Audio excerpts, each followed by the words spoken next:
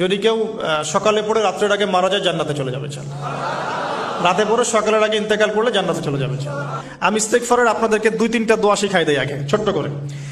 1 number, যারা একটু পড়াশোনা করেন মাশাআল্লাহ তারা এইটা পড়বেন, সাইয়্যিদুল ইস্তেগফার। সাইয়্যিদুল ইস্তেগফার আমার সাথে বলবেন, আল্লাহুম্মা আনতা রাব্বি লা ইলাহা ইল্লা আনতা খলাকতানি আনা আবদুক ওয়া আনা আলা আহদিক ওয়া ওয়া'দিকা মাসতাতা'ত আউযু বিকা মিন শাররি মা সানা'ত আবু'ু লাক বিনি'মাতিকা আলাইয়া ওয়া আবু'ু বিযানবি ফাগফিরলি ফাইন্নাহু লা ইয়াগফিরুয যুনুবা ইল্লা আনতা।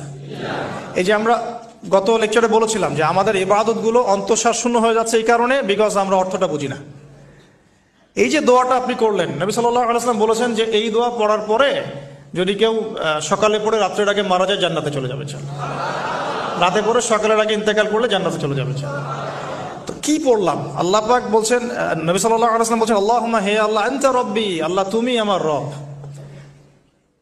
খলাকতানি তুমি আমাকে সৃষ্টি করেছো, আনা আবদুক আমি তোমার বান্দা, ওয়া আনা আলা আহদিকা আমি তোমার সাথে যে অঙ্গীকার করেছি এর উপরে আছি, মাসতাতা থাকার চেষ্টা করছি, আমি সাধ্যমতো থাকার চেষ্টা করছি, আবু'ু লাকা বিনি'মাতিকা আলাইয়া আমার উপরে আমার যে উপরে তুমি যে নিয়ামত দিয়েছো আল্লাহ এগুলো আমি স্বীকার করছি।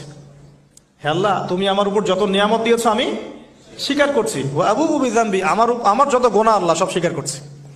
এইভাবে যদি বান্দা আল্লাহর কাছে দোয়া করে আল্লাহ মাফ করবেন না? সুবহানাল্লাহ।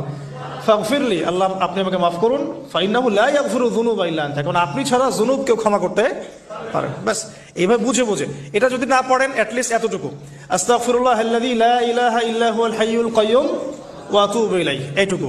আর এটাও যদি না পড়েন, না পড়াটা একটু লজ্জার যদিও বা, তাও যদি না পড়েন তাহলে বলবেন আস্তাগফিরুল্লাহ ওয়া আতুবু ইলাইহি, আস্তাগফিরুল্লাহ ওয়া আতুবু ইলাইহি। আসুন তাহলে আমরা কাজগুলো পেয়ে গেলাম। এখন আসুন আমরা কেন রোজা রাখছি।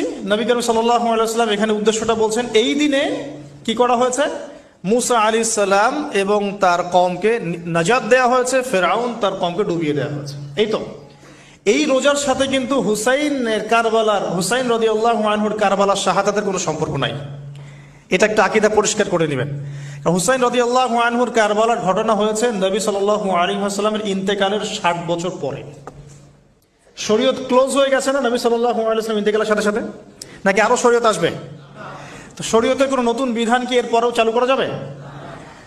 এই দিনে